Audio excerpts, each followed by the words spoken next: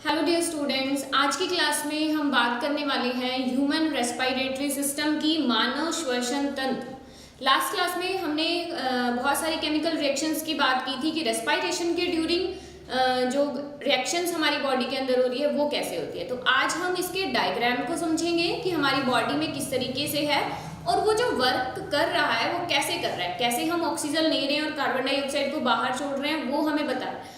वो हम आज यहाँ पर बात करेंगे। तो चलिए आज हम सबसे पहले बात करते हैं यहाँ पर डायग्राम की। देखिए डायग्राम की जब हम यहाँ बात करें तो सबसे पहले शुरू होता है ये हमारे नोज से। नोज के बाद नोज के अंदर अगर हम बात करें तो दो होल्स होते हैं, नॉस्ट्रिल्स जिसको हम बोलते हैं, ठीक है। उस नॉस्ट्रिल से जब हम आगे की तरफ चलते हैं तो वहां पर नेजल पैसेज आता है। देखिए हमारे माउथ के ऊपर क्या है, दो ओपनिंग है, एक माउथ की ओपनिंग है और एक नोज की ओपनिंग है, ठीक है। उससे आगे हमारा नेजल पैसेज आ रहा है। नेजल पैसेज से जैसे ही हम आगे चलते हैं तो वहां पर एक कॉमन प्लेस आता है फूड और एयर के लिए, जो कि हम पहले भी बात कर चुके हैं, which is known as fairings, जिसको हम क्या बोलते हैं, फेरिंग्स बोलते हैं। फेरिंग्स क्या होता है, एक ऐसा कॉमन प्लेस है जहां पर फूड, हमारा जो भोजन होता है, और एयर दोनों आकर मिलते हैं।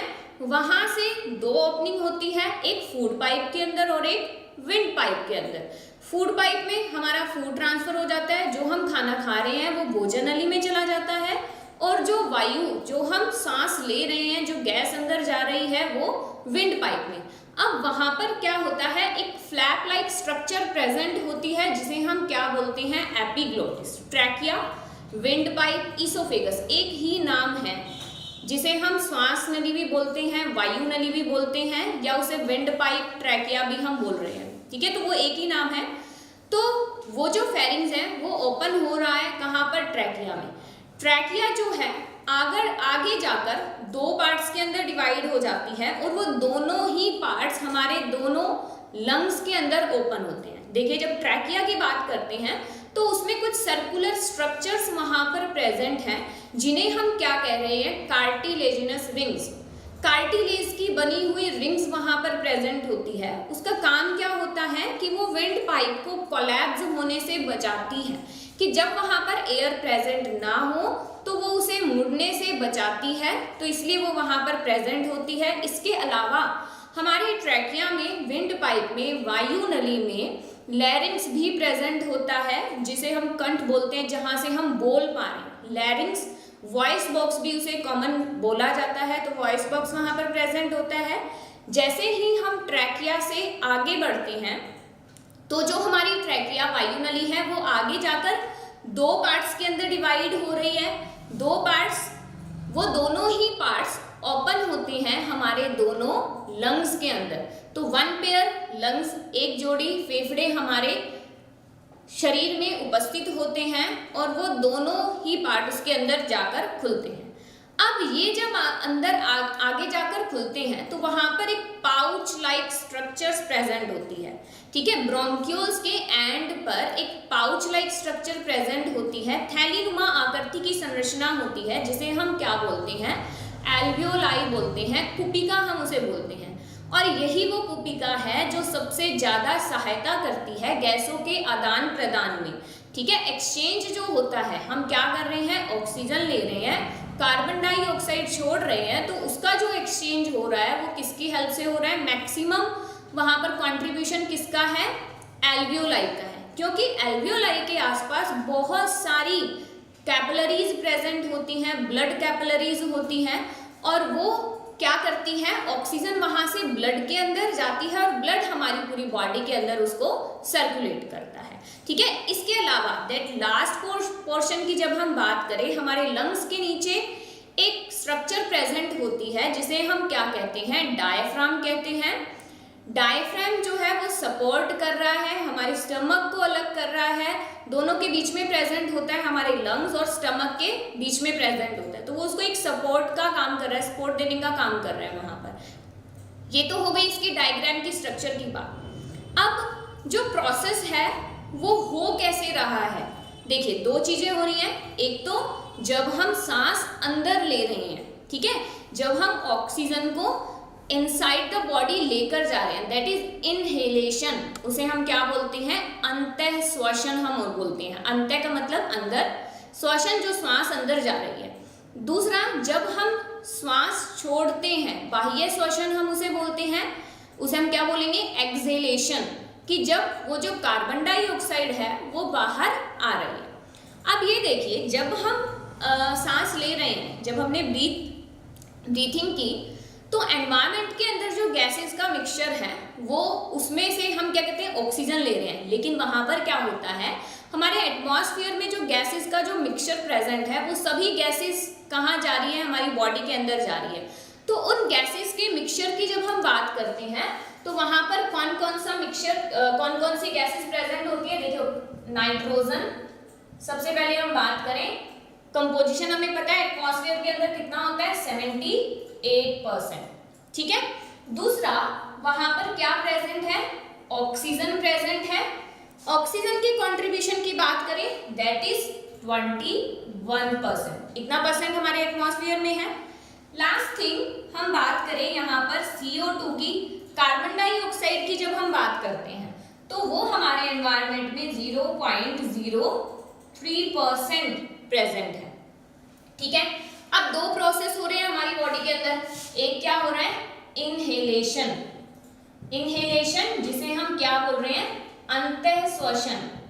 अंतः श्वसन, जब गैस अंदर जा रही है। दूसरा जो प्रोसेस है, दैट इज एक्सहेलेशन। एक्सहेलेशन के ड्यूरिंग जब जो सांस है वो बाहर आ रही है, दैट इज बाह्य श्वसन। अब देखो, जब हम सांस ले रहे हैं तो ये जो गैसेस हैं ये कलेक्टिवली हमारे सांस के साथ हमारी बॉडी के अंदर जा रही है। जा तो इतना ही परसेंट रही है, ठीक है, इसमें कोई याद करने वाली बात नहीं है, हमें इसके कंपोजिशन का पता है, तो इतना ही ये हमारी बॉडी के अंदर जा रहा है। बट लेकिन जब हम सांस छोड़ते हैं, ठीक है, जब हम ब्रीथ आउट करते हैं, तब इतना कंपोजिशन क्या वापस आता है? तो उसको हम यहाँ पर देखते हैं। देखो, नाइट्रोजन का हमारी बॉडी में कोई वर्क नहीं है, तो नाइट्रोजन जितनी थी उतनी ही वापस आ गई, ठीक है, नाइट्रोजन उतनी ही वापस आ गई। ऑक्सीजन का हमारी बॉडी के अंदर मेन फंक्शन था। लास्ट क्लास में हमने बात की थी कि ऑक्सीजन क्या कर रही है? एनर्जी जनरेट करती है फूड को ब्रेक डाउन करके, है ना, तो उसका यूटिलाइज हो जाता है। जा 21% रही है, लेकिन जब वो वापस आती है तो कितना आती है? 70% ऑक्सीजन जो है वो वापस भी आ रही है। इन द लास्ट, जब हम बात करें कार्बन डाइऑक्साइड की, मेन थिंग हम क्या कहते हैं? ऑक्सीजन ले रहे हैं, कार्बन डाइऑक्साइड छोड़ रहे हैं, बट यहाँ पर जो कार्बन डाइऑक्साइड जो वापस आ रही है, दैट इज 4%, ठीक है। तो 4% जो कार्बन डाइऑक्साइड है वो हमारी बॉडी से बाहर आ रही है। तो इस तरीके से गैसेस का जो मिक्सचर है, जिसे हम इनहेल कर रहे हैं, अंदर ले रहे हैं, और एक्सहेल कर रहे हैं बाहर, ठीक है। अब ये जो एयर है ये हमारे नोज से जब अंदर जाती है, नॉस्ट्रिल से, हमारे नोज के ऊपर क्या है? 2 होल्स प्रेजेंट हैं, 2 छिद्र होते हैं। जब ये एयर वहां से गई तो एयर के अंदर बहुत सारे डस्ट पार्टिकल थे, ठीक है, धूल मिट्टी के कण थे। तो हमारे नोज के अंदर जो फाइन हेयर्स होते हैं, फाइन हेयर्स, एंड एक होती है म्यूकस मेम्ब्रेन, 2 चीजें प्रेजेंट हैं हमारी नोज के अंदर। फाइन हेयर्स, सूक्ष्म बाल, छोटे छोटे हेयर्स, बाल होते हैं। दूसरा म्यूकस मेम्ब्रेन। तो इनका फंक्शन क्या होता है बेटा, कि जब हम गैस अंदर ले रहे हैं, ऑक्सीजन जब हम इनहेल कर रहे हैं, तो उस टाइम पे उसके अंदर जो डस्ट पार्टिकल्स होते हैं या कोई भी इम्प्योरिटीज है, वो उसको क्या कर लेती है? वहां पर ट्रैप कर लेती है, रोक लेती है। देन वहां पर क्लीन एयर को अंदर जाने देती है, ठीक है। तो उसने वहां पर उस धूल मिट्टी के कण को रोक लिया, और जो वायु जो साफ हो चुकी थी उसको अब वो अंदर जाने दे रही है। अब यहाँ से नोज से वो फेरिंग्स के पास गई, फेरिंग्स से हमारे विंड पाइप में। कभी कभी क्या होता है, जो फेरिंग्स से एयर जा रही है, जब वो हमारी फूड पाइप के अंदर चली जाती है तो हमें बर्प आती है, जिसको हम क्या बोलते हैं? डकार, जिसको हम बोलते हैं कि वो हमें आती है। तो वो किसके कारण? कि वो जो एयर है, वो जो वायु है, जब वो विंड पाइप के अंदर चली जाती है तो हमारा जो स्टमक होता है, आमाशय जो है, वो उसको वापस भेज देता है, ठीक है। इसके बाद वो कहाँ गई? विंड पाइप में गई, वायु नली में गई।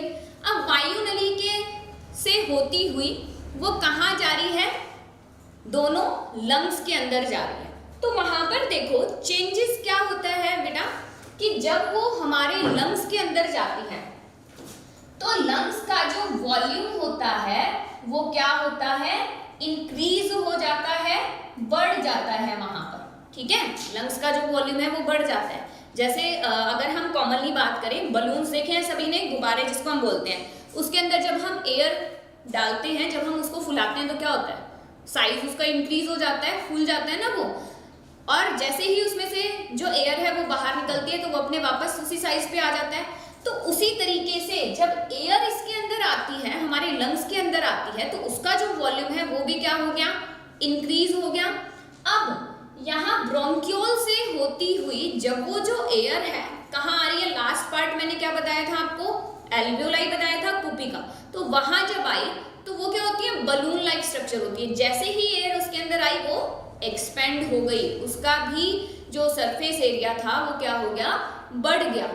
अगर हम सिर्फ एल्वियोलाई की बात करें तो उसका जो सरफेस एरिया है वो इतना बहुत ज्यादा बड़ा होता है, नियर अबाउट 80 मीटर स्क्वायर। अगर हम सभी एल्वियोलाई को मिला दें तो उसका सरफेस एरिया 80 मीटर स्क्वायर के बराबर होता है। तो इसीलिए वो सबसे ज्यादा एक्सचेंज ऑफ गैसेस में हेल्प करती है, ठीक है। तो वो क्या हो गई, फूल गई है वो भी, ठीक है।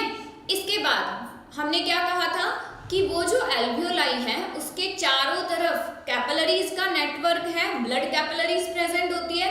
तो उन्होंने क्या किया, उसमें से ऑक्सीजन को एब्जॉर्ब किया और पूरी बॉडी के पास ले गया। अब जब एयर वहां पर जाती है, जैसे ही लंग्स का वॉल्यूम जो है इंक्रीज होता है, तो जो डायफ्राम हमारा होता है वो कहाँ चला जाता है, नीचे की तरफ चला जाता है, सपाट हो जाता है, ठीक है। अब हमारी बॉडी ने उस ऑक्सीजन को यूटिलाइज कर लिया है। ये प्रोसेस इनहेलेशन, अंतः श्वसन कहलाता है। जब हम सांस ले रहे हैं तो ये बदलाव हमारे रेस्पिरेटरी सिस्टम के अंदर होते हैं। अब बात आती है एक्सेलेशन की, बाह्य श्वसन। जब हम सांस छोड़ रहे हैं तब क्या होता है, गैसेस के मिक्सचर का हमें पता चल गया कि कौन कौन सी गैसेस बाहर आ रही है और कितना उनका अमाउंट है, ठीक है। अब जब वो वापस आती है तो ब्लड ही क्या कर रहा है, उस कार्बन डाइऑक्साइड को हमारी सेल्स से लेकर आ रहा है, ठीक है।